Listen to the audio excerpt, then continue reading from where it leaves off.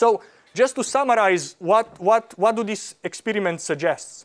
So this experiment suggests that when I look at networks that have a couple of thousands of nodes, the way I should think about their structure is something like this, right? Sort of I have these concentric circles of nodes that get more and more densely connected. And then if I want to get good clusters, all I do is basically I cut away these little whiskers, right? So there are these little pieces that are very easy to cut away, and these are good small clusters. But then when I want to start to find big clusters, I have to start cutting deeper and deeper into the core of my network, and these clusters get worse and worse. And just empirically, it turns out that 60% of the nodes and 80% of the edges sort of are in the core of the network, and the rest is in this first layer of the periphery.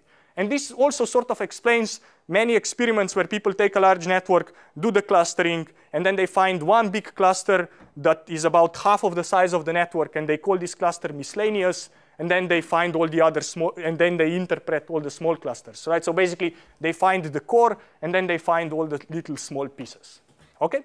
So this is what I wanted to say about the structure of the networks, and sort of different communities call this kind of structure differently, right? So we call it nested core periphery structure.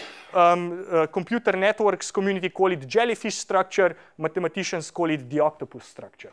But at the end, it's basically the same. It's sort of some kind of body with some kind of tentacles sticking out.